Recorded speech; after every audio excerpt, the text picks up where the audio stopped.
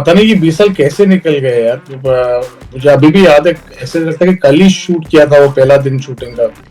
गोवा में अक्टूबर का महीना था। इमरान हाशमी एक्चुअली अप्स आपको कुछ सिखाती नहीं है Vanshika, the downs actually teach you more. बहुत बहुत ज्यादा बुरा लगता है। मैं तो कभी कभी एक हफ्ते से भी ज्यादा कमरे से निकलता नहीं हूँ and this that and all. Mithun मेरी टीम का एक राहुल द्रविड़ जैसा वॉल है जो एक मिनिमम स्टैंडर्ड तो सेट कर ही लेगा। कि ये शुरू हुई है आशिकी, फिर ये चल रहा है एक विलन, लास्ट में लग रहा है रॉक स्टार है। देखिए रॉकस्टार का मुझे पता, जब मैं आशिकी भी बना रहा था लोग बोल रहे थे मैं रॉकस्टार बना रहा हूँ क्योंकि वो उसके बाद आई थी। इनमें जब दिल टूटता है या बुरा लगता है तो दर्द उधर ही सीने में ही होता है ना, यू नो। तो English picture also depend on romantic songs.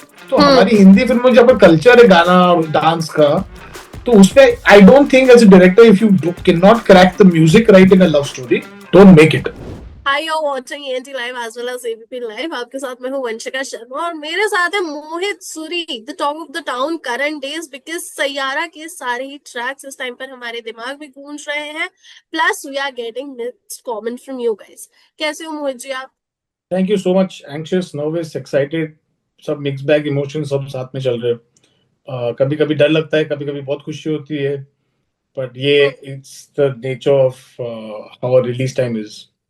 सबसे पहले तो congratulations, 20 years in the Hindi film industry, it is huge. मतलब 20 साल ऐसी इंडस्ट्री को देना, अपना कंट्रीब्यूशन रखना, plus impressing the audience with your content.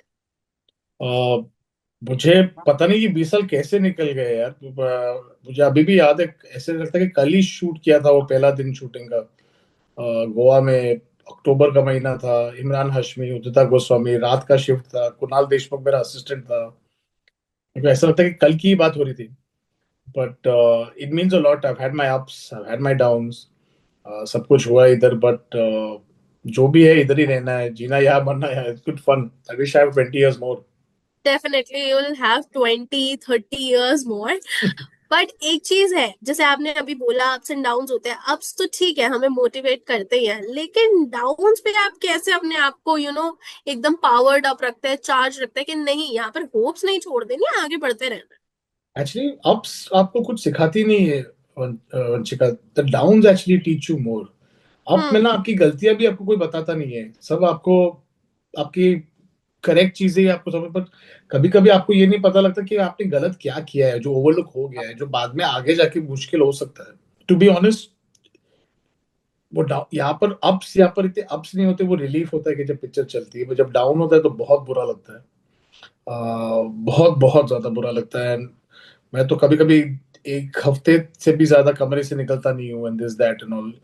But it's a part and parcel of it, क्योंकि आपको सिर्फ वो नहीं लगता कि आपको खुद के कॉन्फिडेंस पे शक होता है, all that you go through, but this is what life is. You have to go down, hmm. You have to stand up again. And वो रॉकी का जो लाइन है ना, वो जिंदगी आपको पंच मारती रहेगी। It's not how many punches आप मारो, पर जितने पंचेस आप खा के फिर से उठ सकते हो, हम्म। जिंदगी उसी का नाम है। डेफिनेटली लाइफ में अप्स एंड डाउन्स तो रहते ही हैं। Plus being in the Bollywood industry बहुत ज्यादा फास्ट पेस्ड है, but at the same time you gave us voices like Arijit Singh, Ankit Tiwari, Mithun in the past. और अभी भी हम देख रहे हैं सैयारा में भी द ट्रैक इज ऑसम। मतलब हर किसी की जबान पे चढ़ी है, अगर सुबह हम सुन लेंगे तो हम पूरे दिन वही गाना गाते रहेंगे। So what is that magic you find in the singers?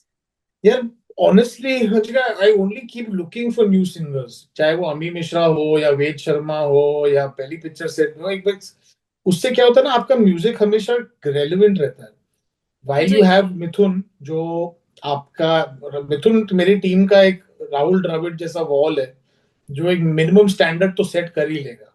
And at the hmm. Same time वो एक कभी कभी he is the lead scorer, but जैसे तुम ही हो, मैं हो, या बट व्हेन समटाइम्स चल घर चले, बट ये ऑलवेज एक एक न्यू कमर को ढूंढते रहना चाहिए। वो एक कांस्टेंट मैं एक स्ट्रगल रखता हूँ इससे, जैसे फहीम को ढूंढा है इस पिक्चर में, क्योंकि मुझे लगता है उससे ना आपका एल्बम और आपका म्यूजिक हमेशा रेलेवेंट रहता है, फ्रेश रहता है। जी बिल्कुल। सैयारा की बात करें, अभी हमने ट्रेलर देखा, ट्रेलर इज नाइस, बट हमें अभी तक ऐसा समझ आ रहा है कि स्टोरी ना थोड़ी थोड़ी प्रिडिक्टेबल है। तो अच्छा, क्या ये सही में प्रिडिक्टेबल है, या फिर हमें मूवी देखने के बाद कोई एक नया सा सरप्राइज मिलने वाला है? अभी तक जो हम सोच रहे हैं वो सारा धरा का धरा रह जाएगा। मैं आपको गारंटी से ही बताने वाला हूँ, क्योंकि ये लव स्टोरी है और मैं और स्टोरी नहीं बता पाया 2.5 मिनट में। आप इसमें बहुत ज्यादा और स्टोरी है जो आपको फिल्म देखने पे ही मिलेगा। वो डोंट वरी, सिर्फ उसके फेमस हो जाने से वो उसको छोड़ के नहीं जाएगी। ये वो जी। कहानी, ये आप, मैं आपको वाउच करके बता सकता हूँ। पर जो है, मैं वो आपके लिए, वो ट्विस्ट आपको थोड़ी, मुझे आजकल लगता है ना, कोई कोई ट्रेलर्स में सब कुछ बता देते हैं, कुछ या बाकी पूरी नहीं रहे। कहानी उधर ही हाँ, होती है। या तो I want something like, me and Aadi so very clear that we want people to enjoy something more in the theatre. Hmm. So I think when you come, आप लोग को और कुछ, बहुत कुछ देखने को मिलेगा। और इतनी सिंपल नहीं होगी इनकी कहानी। ठीक है, प्यार आसानी से वैसे भी नहीं मिलता है, It has ये to be चीज हम earned, it has to be समझते earned, ना, to work hard to हैं। earn it, no? या डेफिनेटली तभी मजा है। प्यार में तो देखिए जब तक शिद्दत ना हो तब तक मजा नहीं है। बट अगर रोमांस की बात करें, वी हैव जी। Seen your fascination, your obsession with the romance and the love stories. So ये कुछ पुराना नाता है? नहीं, एक्चुअली क्या है, मैं जब शुरू में मैंने जब अपना काम शुरू किया था, मैं उस कंपनी में हम लोग थ्रिलर्स बनाते थे, जैसे जहर, जैसे कलयुग, और उस वक्त जब मैं लव सीन शूट करता था, मुझे बहुत पर्सनली एज ए डायरेक्टर बहुत, I used to enjoy it myself, आपके हर काम में, when you done a good job today and और मुझे लगता था जब भी मैं लव सीन शूट कर रहा, तो मुझे उसमें बहुत मजा आ रहा था। तो हम्म। इसलिए जब जब Murder two was my first big blockbuster success, I had success before, और जो रनअवे सक्सेस जो मर्डर टू का था, उसके बाद मैंने भट्ट साहब को बेग कर लिया कि भट्ट साहब please let me make a love story, and तब हम्म। बनी आशिकी। अच्छा, अभी सैयारा के लिए ना एक चीज बोली जा रही है, and I think you are the only person who can answer it very rightly. लोग ऐसा कह रहे हैं कि स्टार्टिंग स्टार्टिंग में ट्रेलर देख के लग रहा है कि ये शुरू हुई है आशिकी, फिर ये चल रहा है एक विलन, लास्ट में लग रहा है रॉक स्टार है। I want you to reply on this thing. नहीं, देखिए, रॉकस्टार का मुझे पता, जब मैं आशिकी भी बना रहा था, लोग बोल रहे थे मैं रॉकस्टार बना रहा हूँ, क्योंकि वो उसके बाद आई थी। जी। बट एक पिक्चर थी, कुमार गौरव की पिक्चर जिसका नाम है स्टार, उसमें हम्म। भी वो बिडू का म्यूजिक था, ही प्लेज, और लव स्टोरी थी। एक बहुत पुरानी पिक्चर है जिसका नाम है लव, जो सलमान सर की थी, और रेवती मैम की पिक्चर थी, जहाँ पर वो एक एंग्स्ट रिडन म्यूजिशियन होता है, और एंड में वो उसकी फैमिली के साथ झगड़ता है, और वो फिर म्यूजिशियन एंड में जी। बन जाता है। तो ये म्यूजिशियन होना एक सिमिलैरिटी बस उतना ही है जो बहुत सारी पिक्चरों में से है। Hmm. But I promise you the story is different from Aashiqui. But Aashiqui starts web जहां पर वो ऑलरेडी सक्सेसफुल है और वो उसका करियर फेड हो रहा है। जी। मेरी फिल्म में he starting as a struggler and he is trying to make it big. Aashiqui में he was not an aggressive character, वो या। जब शराब पीता था तो अग्रेसिव हो जाता था। हाँ। बट इस फिल्म में he is an aggressive character. Okay. And you know you have always had an I on discovering new talents. अभी भी हम देख रहे हैं दो न्यू कमर्स है, अहान है, अनीत है। How do you think that, how do you made up the mind कि हाँ आपको ये दोनों चाहिए अपनी ये स्पेशल स्टोरी में?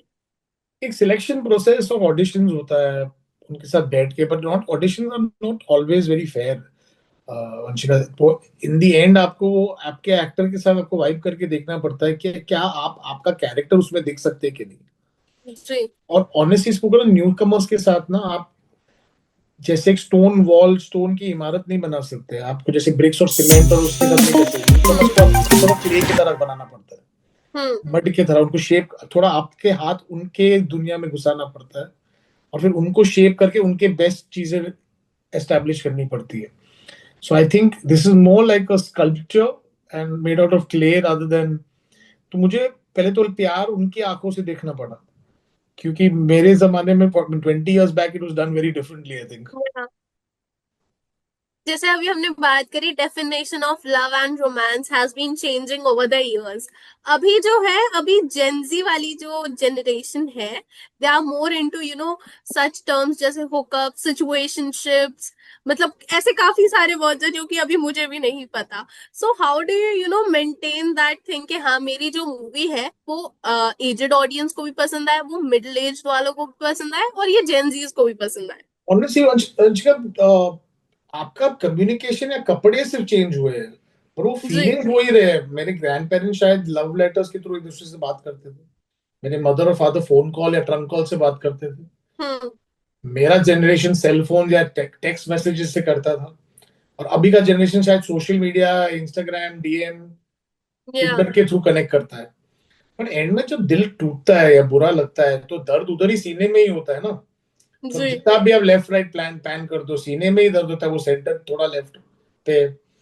और अगर किसी के प्यार करते हो, उसको मिलते हो, तो बटरफ्लाई जो पेट में होती है वो तो बॉडी में ही होती है ना, वो ऑनलाइन तो होती नहीं। आप जितने भी इमोजी डाल दो, इट कैन जी। Never express the feeling that you really have. Hmm. End में we want to be together and that's, इसलिए मुझे लगता है कि और ये आजकल वर्ड्स नहीं आ गए, पर ऐसा नहीं होता कि लोगों के रिलेशनशिप कॉम्प्लिकेटेड नहीं होते थे। बहुत लोग कहते थे इस रिश्ते का क्या नाम है, या वो पूछते पूछते बस हम लोग आजकल दे देते हैं नाम, जी। हम लोग क्लासिफाई कर देते हैं। बट फैक्ट इज ये नहीं कि ऐसे रिलेशनशिप पहले होते नहीं थे, जिस सिर्फ प्यार को उनके पहले नाम। नाम नहीं दिया जाता था, अब बस नाम दे दिया है। Exactly, that's what I feel. Hmm. अच्छा, मूवीज जो होती है ना आपकी, वो तो लोगों को टच करती ही है, बट द सॉन्ग्स इन्वॉल्व वो और ज्यादा मूवी को खास बना देते हैं। हाउ डू यू थिंक के music and the good story, ये दोनों आपस में एक दूसरे को कॉम्प्लीमेंट करते हैं? ऐसा नहीं हो सकता कि सिर्फ गाने चल गए किसी मूवी के, मूवी फ्लॉप चली गई, ठीक है, या फिर मूवी अच्छी है लेकिन गाने नहीं चल पाए। So it goes complement. देखिए, if you songs are just something जो आप कट टू फ्लैश फॉरवर्ड या कहीं और वादियों में जाके शूट कर लो, और स्क्रीन प्ले जैसा पॉइंट नहीं है। मेरे गाने अक्सर स्क्रीन प्ले का एक हिस्सा होते हैं। इनफैक्ट मैं अपने गाने तब बनाता हूँ जब मैं अपने स्क्रीन प्ले लिख रहा हूँ, क्योंकि मैं अपने हम्म। राइटर को रोक के बताता हूँ कि भाई इधर अभी प्रॉब्लम, इधर गाना बना, मैंने बोला फुल फाइनल गाना, एक स्क्रैच बना लेता हूँ। मोस्ट ऑफ द सॉन्ग्स वो made in this film before the actors were even cast. या तो आई थिंक एक स्क्रीन प्ले का प्रॉब्लम। और जब क्या होता है, तब अगर म्यूजिक आपका चले तो यानी कि आपकी पिक्चर का हेल्थ अच्छा है, यानी क्योंकि वो गाने वो पिक्चर का हिस्सा है, ना कि कोई भी ये गाना निकाल के कोई दूसरी पिक्चर में डाल दो। सो आई थिंक मैं म्यूजिक को बहुत बहुत ज्यादा इंपॉर्टेंस दूंगा, क्योंकि मुझे नहीं पता है कि आज तक इंडिया में छोड़ो, हॉलीवुड में भी अगर कोई लव स्टोरी बनी है और उसमें एक अच्छा गाना नहीं हो। आप टाइटैनिक का सिलीन डियोन का गाना ले लो, जी। The heart will go on, वो बहुत बड़ा गाना था। आप अगर डार्क लव स्टोरी जैसे 50 शेड्स ऑफ ग्रे में देख लो, उसमें भी एक गाना है, love me like you do. या यू नो, तो English picture also depend on romantic songs. तो हम्म। हमारी हिंदी फिल्म में जब कल्चर है गाना और डांस का, तो उसमें I don't think as a director, if you can not crack the music right in a love story, don't make it. Definitely.